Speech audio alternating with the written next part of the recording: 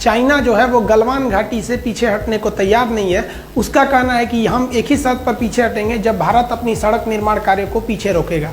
इसके बदले भारत सरकार ने भी बहुत ही कड़ा एक्शन लेते हुए पूरा चाइना का जो LAC पड़ता है, यहाँ से लेके कश्मीर से लेके पूरा अरुणाचल प्रदेश का एरिया में यहाँ पर अपनी मिलिट्री तैनात कर दिया है। ये बहुत ही बड़ा सिचुएशन क्रिएट हो गया कि पूरे बॉर्डर पर फौज तैयार हो गई है और नेवी भी तैयार बैठी है नीचे से। तो समझते हैं गलवान घाटी को लेकर चाइना इतना सेंसिटिव क्यों है और दौलत बेग ओल्डी और सियाचिन से इसका क्या कनेक्शन है। देखिए, जो सड़क को लेकर विवाद चल रहा है ये काफी पुराना है। 90 के दशक में जॉर्ज फर्नांडिस थे, जो अटल बिहारी वाजपेयी जो प्रधानमंत्री थे तो वो रक्षा मंत्री थे। इन्होंने कहा कि जो चाइना से लगने वाले बॉर्डर एरिया है वो सेफ नहीं है, वहां स्ट्रेटेजिक सड़कों का बहुत ही अभाव है। स्ट्रेटेजिक सड़कें उन्हें कहते हैं जिस पर तोप, टैंक, कितने भी भारी व्हीकल्स को ले जाएंगे कोई असर नहीं करता है। बरसात हो, कितने भी खराब मौसम हो, कुछ प्रभाव नहीं पड़ता है। भूकंप के दौरान भी वो अपनी क्षमता को बनाए रखते हैं, अतः उन्हें आप कह सकते हैं कि हमेशा आपके लिए वो रेडी रहते हैं स्ट्रेटेजिक सड़कें। तो इन्होंने स्ट्रेटेजिक सड़कों के लिए ऐसे 61 स्ट्रेटेजिक सड़कों की पहचान की जॉर्ज फर्नांडिस। और आज जो विवाद इसलिए हो रहा है कि भारत सरकार का एक ऑर्गेनाइजेशन है बॉर्डर रोड ऑर्गेनाइजेशन BRO, उसने 75% सड़कों को कंप्लीट कर दिया है। ये सड़कें इतनी तेजी से कंप्लीट की गई कि जब अरुणाचल प्रदेश में इन सड़कों को बनाया जा रहा था तो वहां के गांव वाले अपनी जमीन को फ्री में दे दिया। हालांकि ऐसा कभी नहीं होता है, जब सड़क बनाए जाते हैं तो सरकार जमीन खरीदती है, लेकिन वहां के लोगों को सैल्यूट जो देश के लिए इतना सोचते हैं और अपनी जमीन फ्री में दे दिए कि हाँ यहाँ पे सड़क बनाइए ताकि हमारी आर्मी जा सके। अब यही सड़कें जो हैं ये यहाँ बन रही है आपका लद्दाख के एरिया में, दौलत बेग ओल्डी सेक्टर में। इसको लेकर चाइना ज्यादा विवाद कर रहा है। देखिए, एक सड़क है जिसका नाम है दारबुक स्योक। ये स्योक नदी को पार करके जाती है, दारबुक नाम के जगह से स्टार्ट होती है, इसलिए इसे दारबुक स्योक कहते हैं। जब ये एकदम ऊपर दौलत बेग ओल्डी तक पहुंच जाती है तो इसकी लंबाई हो जाती है 250 किलोमीटर। हम समझेंगे दौलत बेग ओल्डी क्या होता है। देखिए, ये इसमें जो हम रेड कलर से रंगे हुए हैं ये सियाचिन ग्लेशियर है। ये सियाचिन का एरिया है, ये इंडिया के कंट्रोल में है। उससे जस्ट पहले जो ब्लू कलर से कलर किए हुए हैं ये आपका दौलत बेग ओल्डी का एरिया।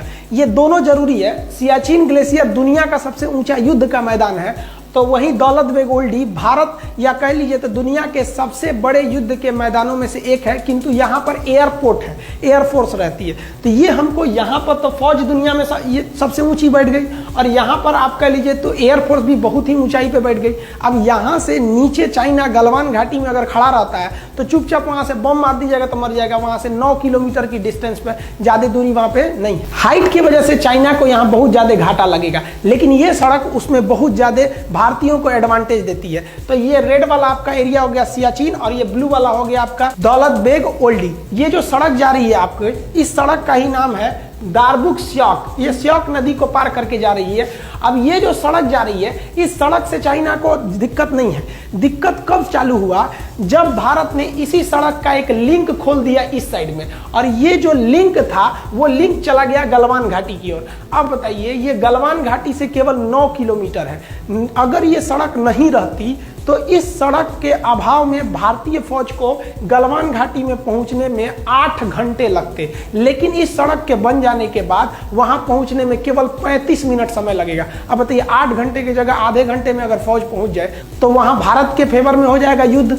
इसलिए चाइना कह रहा है कि हम तभी हटेंगे जब आप ये सड़क को काम रोकेंगे तब। अब इंडिया का ये सोचना है कि अगर आज हम सड़क रोक लिए तो कल तो तुम युद्ध के मैदान में भी कूद जाओगे और हमारी सड़क नहीं बनी रहेगी तो हमको घाटा लग जाएगा, क्योंकि चाइना का वादा उतना ही टिकता है जितना चाइनीज सामान टिकते हैं। भारत सरकार ने चाइना को सबसे ज्यादा जो जवाब दिया कड़ा, वो पर्यटक को लेकर, टूरिस्टों को कह दिया कि आप भी जाके घूम के आइए दौलत बेग ओल्डी कैसा है, आप भी जाके घूम के आइए सियाचिन ग्लेशियर कैसा है। अब विदेशी लोग आए, अब घूमने वहां चले गए। अब विदेशी जब आए तो उनको परमिशन कौन देगा घूमने का? इंडिया। ये भारत के लिए सबसे बड़ा प्रमाण पत्र हो गया कि भैया मेरा जगह है, तभी ना हम घूमने के लिए उनको वीजा दिए हैं। तुम्हारा रहता तो तुमसे पूछ के आते।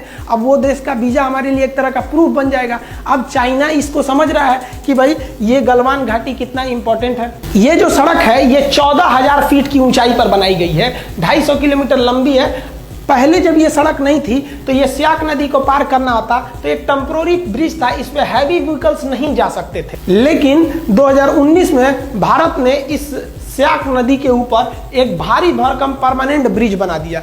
इस ब्रिज के बनने के बाद आर्मी के भारी भरकम व्हीकल, तोप टैंक इत्यादि को भी ले जाया जा सकता है। अब वहां पर हथियार पहुंचाने में भी दिक्कत नहीं होगा, इसलिए चाइना को ज्यादा डर लग रहा है इसके वजह से, इन सड़क और पुल के वजह से। लेकिन वो खुल के नहीं कह रहा है, हम हिंदुस्तानियों को वो फंसा के रखा है, मीडिया के थ्रू दबाव बनवाना चाह रहा है कि गलवान घाटी को विवाद है। विवाद गलवान घाटी को है ही नहीं है, विवाद चाइना को इस बात का है कि ये सड़क को नहीं रोकेंगे तो गलवान घाटी होकर भी चाइना का नहीं रहेगा, क्योंकि हाइट से हम लोग 14,000 फीट की ऊंचाई से हम लोग आराम से देख लेंगे ओ चाइना क्या कर रहा है तुम वहां पर। युद्ध के मैदान में सोचा ईंटा चला के मार देंगे हम लोग।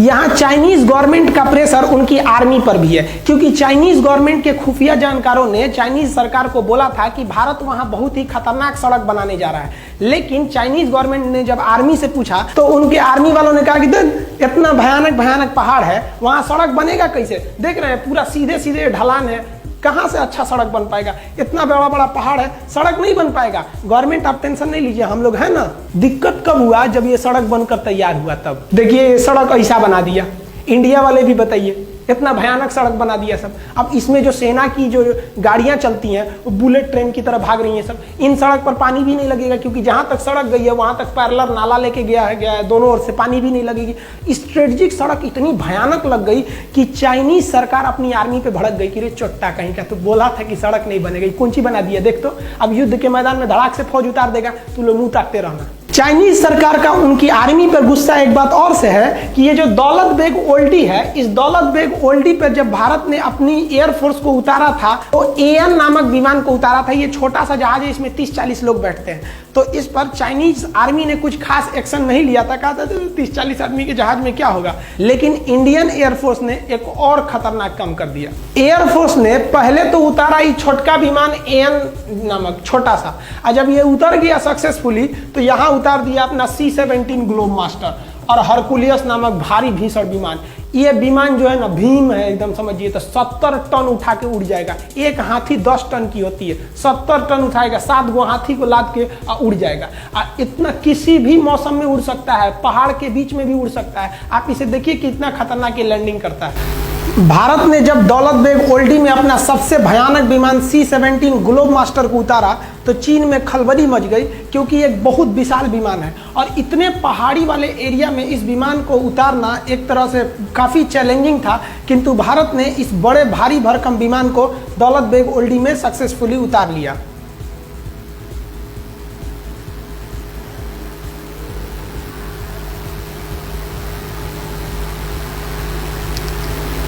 C-17 वर्तमान समय में भारत का सबसे बड़ा परिवहन विमान है। इससे बड़ा अभी वर्तमान में कोई परिवहन विमान उपस्थित नहीं है। चाइना को मेन डर है दौलत बेग ओल्डी में भारतीय एयरफोर्स का जो बेस बनाया गया है अड्डा, वहां से, क्योंकि वो इतनी ऊंचाई पर एयरबेस है कि वहां से विमानों को ऑपरेट करना काफी सिंपल है और उतनी हाइट पर चाइना को पहुंचने में बहुत दिक्कत होगा। और वहां ऑलरेडी इंडियन एयरफोर्स अवेलेबल है। अब ये एयरफोर्स अगर चाइना के ऊपर दौलत बेग ओल्डी से धावा बोल दिया तो चाइना कुछ नहीं कर सकता है, क्योंकि सड़क अगर बन गई तो आर्मी सड़क से आएगी और चाइना अगर सड़क को तोड़ना चाहेगा तो ये देखिए ये बैठे हैं सब आराम से, दौलत बेग ओल्डी से धो देंगे सब वहां पे। तो चाइना को लग रहा है कि अभी रोक लो इंडिया को ये सड़क बनाने से, नहीं तो गलवान घाटी निकल गया उनके हाथ से।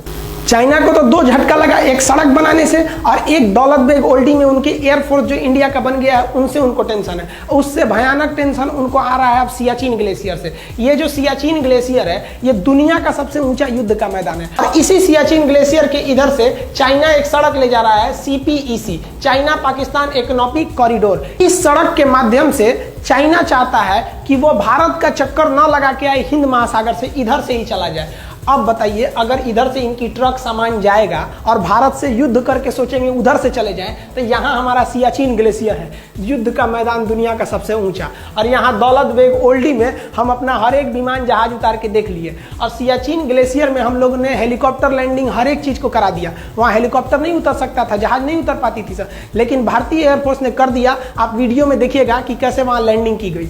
अब ये चाइना के लिए सरदर्द बना हुआ है, क्योंकि अगर भारत चाहेगा तो इस CPEC को बनने के बाद भी रोक सकता है सियाचिन और दौलत बेग ओल्डी के द्वारा।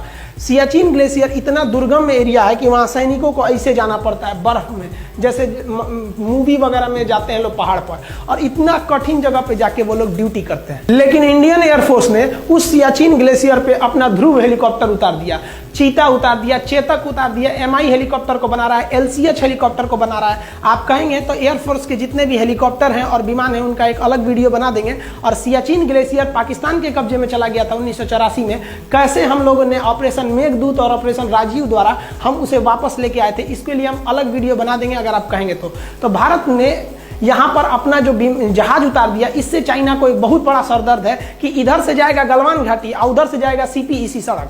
इस एरिया में छोटे हेलीकॉप्टर को भी उड़ाया जा सकता है और आराम से यहाँ पे ऑपरेट किया जा सकता है। इस वजह से चाइना को यहाँ पर एक ज्योग्राफिकल घाटा लग रहा है हाइट को लेकर, क्योंकि उधर से चाइनीज एयरफोर्स इतनी हाइट पे आएगी जब तक ये लोग हाइट पे पहले से अवेलेबल है वहां पर। भारत सियाचिन ग्लेशियर पर हेलीकॉप्टर भी उतार सकता है, वहां अपनी सैनिकों को, रसद, सामान सामग्री को हेलीकॉप्टर जैसे चीता, चेतक, ध्रुव जैसे हेलीकॉप्टरों को वहां आराम से उतारा जा सकता है और वहां पर रिफिलिंग तथा रसद सामान इत्यादि को पहुंचाया जा सकता है।